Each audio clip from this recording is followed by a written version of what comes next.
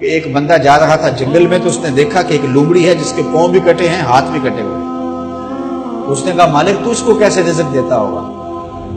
تو وہ ایک درخت پہ چڑھ کے بیٹھ گیا۔ ایک شیر آیا، اس نے شکار کیا اور کچھ کھایا اور باقی بس خردہ چھوڑ کے چلا گیا۔ یہ رینگتی ہوئی آگے بڑھی اور وہ جو بچہ کھچا تھا اس نے وہ کھا لیا۔ تو اس کا بڑا یقین کامل ہو گیا۔ اس نے کہا کہ مالک تو کتنا کریم ہے، اس کو بھی رزق دیتا ہے۔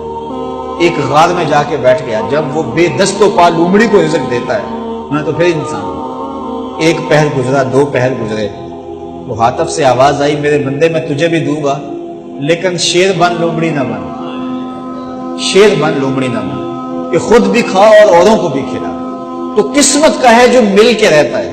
اب کوئی شیر بن کے لے لے یا لومڑی بن کے لے لے، حرام ذریعہ اختیار کر لے یا حلال ذریعہ اختیار کر لے، اب یہ ہمیں اس نے اختیار دیا۔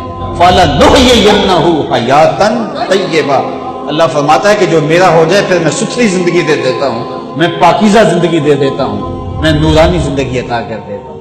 تو یقیناً جو اس کے ہو جائیں پھر اللہ اس کا ہو جاتا ہے۔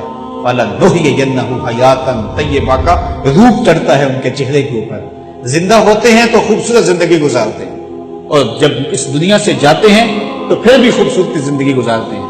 اللہ تعالی ہمیں ایسا کر دے کہ مرنے کے بعد بھی ہمارے چہرے پہ رسول اللہ کے انوار کا عکس نمایاں ہو، اور دنیا کی زندگی میں رہیں تو ہم طمانیت کی زندگی، سکھ اور چین کی زندگی گزاریں۔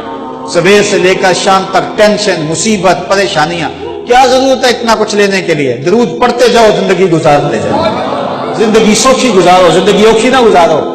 جو اللہ نے دے دیا اس پہ راضی ہو جاؤ، بس ٹھیک ہے۔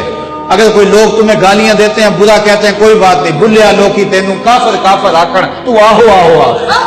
کوئی تکلیفیں دیتا ہے پھر بھی پریشان نہ ہو، رزق تھوڑا ہے تب بھی پریشان نہ ہو، زیادہ ہے پھر بھی ٹینشن نہ لو۔ اللہ کا شکر ہے، اللہ نے جس حال میں رکھا ہے۔ اور سنو، میں کہتا ہوں کہ یہ ٹینشن فری حدیث ہے۔ حضرت علی المرتضیٰ فرماتے ہیں جو اللہ کے دیے گئے تھوڑے رزق پہ راضی ہو گیا، اللہ قیامت کے دن اس کے تھوڑے عملوں پہ راضی ہو جائے۔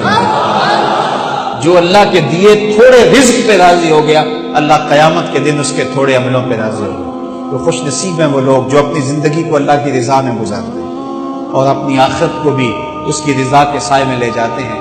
اللہ تعالیٰ مجھے آپ کو اپنی رحمتوں کے سائے میں رکھے، دنیا آخرت کی بہاریں نصیب فرمائے۔